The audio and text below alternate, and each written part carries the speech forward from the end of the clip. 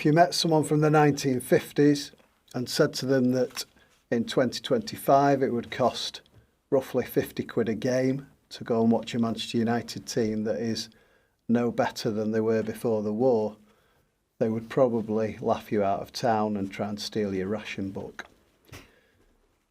What we're talking about today is where we're up to, where we are currently, and what we want to see. And we've got 4 or 5 time-served supporters here who will talk to Carly, who's on the fans forum, ask her some questions about what we're likely to see that's changed in the new season, and where we want to get to, and get her opinion on how the dialogue with the club is currently going. So, Carly, first things first, what would you say has changed in the close season that fans will notice when they visit Old Trafford for the Arsenal game? There's a few different types of changes people will see. So we've got some physical changes that have happened in the stadium, a few changes that have happened outside the stadium, but I also think we're going to see a different kind of atmosphere for particular reasons. So with regard to the stadium itself, we're going to see those new dugout areas in the South Stand. So as we know, a lot of people, I think was it about 500 people in the end? Yeah. Maybe 600, maybe more, got shifted out of the areas behind the dugouts in South Stand.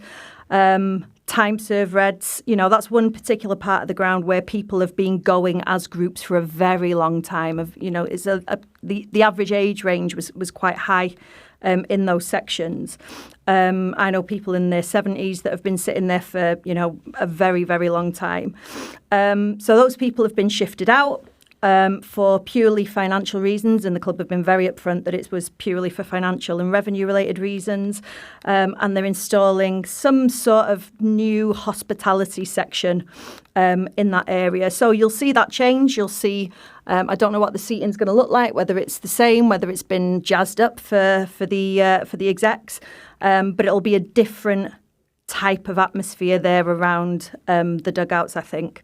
And that'll, those sorts of things, they have a knock-on impact around the ground, I think. So one of the things that we often say to the club, and the club are, weird, how do I say this without getting myself into trouble? The club are making, and are very upfront about the fact that they're making a lot of decisions for financial reasons and for revenue reasons because of PSR, because, we've been allegedly in the position that we'd have to go bust by Christmas if things didn't change. So they're very upfront about the fact that these things are taking place for financial reasons. But they're all for very short-term financial reasons, and there's been very little thought given to how those forced relocations affect atmospheres across the stadium. So we saw last year, we saw people that were forced out of seats in the South Stand to go to other parts of the ground. We've seen it again this year. And I think we've all seen the way that forced relocations in the past have changed the atmosphere and changed the way that people interact within particular sections. We saw it when people were moved out of J stand for the rail seating. We saw it when people were shifted from the scoreboard up into the second tier when that was first introduced.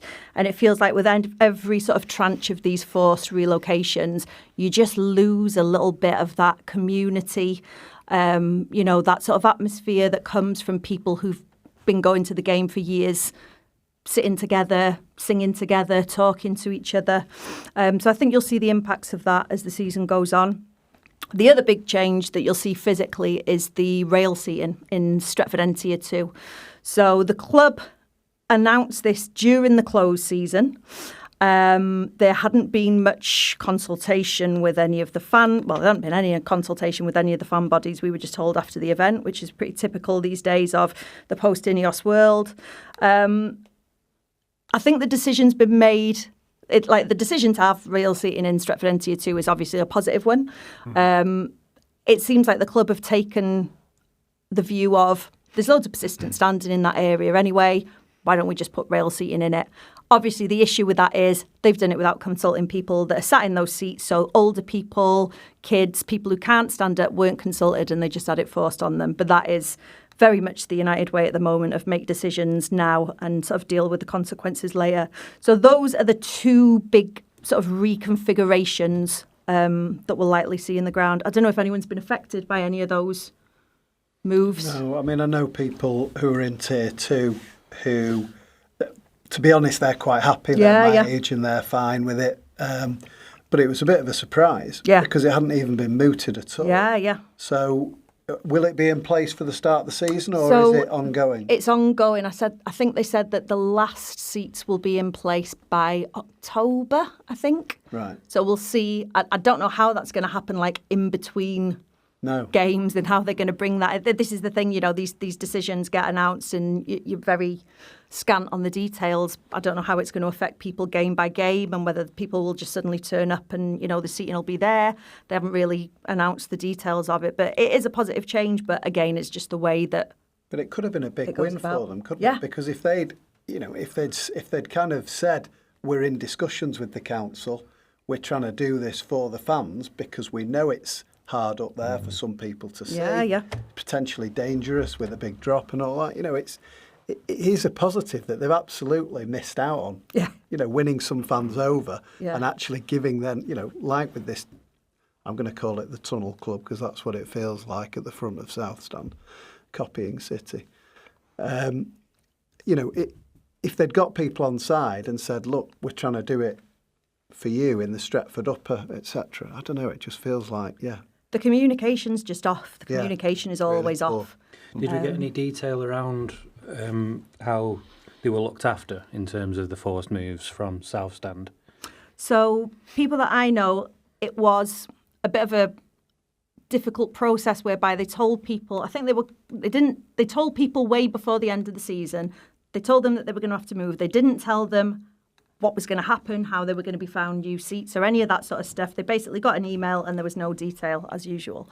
And then what happened in the end was people had to go online at like 10 o'clock on a random Wednesday morning. I think it was after the season had finished or maybe just before, and then select their own seats. The issue with that obviously being a lot of the people that sit in those sections are those older fans who don't necessarily know how to use the technology. Again, lots of assumptions made about how fans use technology, which we've seen with a lot of the stuff around e-tickets, and we're seeing now with NFC technology. There were limited numbers of tickets available in certain areas. The people that I've spoken to that were affected, there were a few family groups. There was a particular family group of 4 with some elderly fans that I know, some people in our branch that had kids. Everyone eventually managed to get sorted out, but I think for some people it was very, very stressful. People had to get like their kids or, friends to do it, colleagues. Some people just physically went round to the ticket office and pestered them, despite having been told that they had to do it online, who were just unable to do it online. And I think typical of these things, it gets sorted out in the end, but it just gives so much unnecessary stress to people. Same with the name changes, that the situation that we've seen with people having their season tickets taken off them or having to do the ID checks, and then having to prove that people had used their season tickets. And, if you wanted to hand it over to your nephew or whoever, proving that they'd been going to games, it just all gives people so much stress and worry. And obviously it's the people that are, the people of sort of like the age of this side of the table probably like take it in our stride and we're used to the technology side of things. But for disabled fans, older fans, fans from overseas, people with kids, it's just so much stress. And I think, what boils down at the end of the day to a lot of this is that the club just don't understand how much of a central part of the club and going to the match and sitting with the people around you is to people's lives. It's viewed a lot as, just the same as going to a gig or the same as going to the theatre or whatever. It's just you sit where you can get a ticket for it. And I don't think they understand the depth of community in particular parts of the ground, how important it is to people to have those in-person connections with the people around them, how attached people are to their seats and the place that they go to, their match day rituals and the way that they arrive at the ground and the way that they go in. And I think it just, all of these decisions just come back to a lack of understanding by decision makers and people at the top about what it means to be a football fan. And they could improve that by what Remo said as well, couldn't they? By making sure whatever they change, just making sure they always consult and look at that impact on season ticket holders? Yeah, I mean, we've been, all of the fan bodies, whether it's, the representatives on the different boards, whether it's the 58, whether it's Must, whether it's whoever, the common thing that everyone calls for is better engagement and better communication. And it's always been terrible. But at least years ago, you could actually turn up at the ground and speak to someone, or go to the ticket office and speak to someone, or, go and pester people, or ring them up. But it feels like every year there's more and more layers of distance between the club and fans. Yeah. It comes to me as being one of those really old people but who can use a computer, but it's a pain when you hit the wrong bloody button. But it staggers me in life anyhow that the people who are at the top should want to know what is happening, whether it's a shop floor or, in this case, the 75,000 people who go and support one of the greatest clubs in the world. Particularly when they say, on one hand, we're going to win the league in 2028 and we're going to have a 100,000 stadium. Well, surely, in, say, 2030, so surely the existing core of 60,000 out of the 70,000, for example, should be really, really spoken to. And, it's so simple. It really is. It's common sense. And those are the two words that don't exist in our language anymore. Very true. I think we've seen such a change in the post-Ineos era. The Glazers, for their million and one faults, they weren't that hands-on. They didn't interfere with particular things. They were happy to let the people at the club make the decisions, stay in America, pick up the checks at the end of the day. But Ineos are very, very involved and very engaged and very all over everything and tinkering with this left, right and centre. We've seen from things like the redundancy programmes how involved they want to be with every little decision. And it feels like there's been a massive step backwards over the last 18 months since they came on board with regard to the engagement with fans, whether that's established fan groups or just, your individual fans within particular parts of the ground. It really feels like a big regression over the last 18 months. Perhaps the Jim should remember what it was like when he was 5 or 6, allegedly, and coming supporting the team day in, day out. And what life was like then. Yeah, a lot different. Just a couple of things. Who are the people that fill in these seats in South Stand? Do you know, Carly? Don't know. We've just been told hospitality.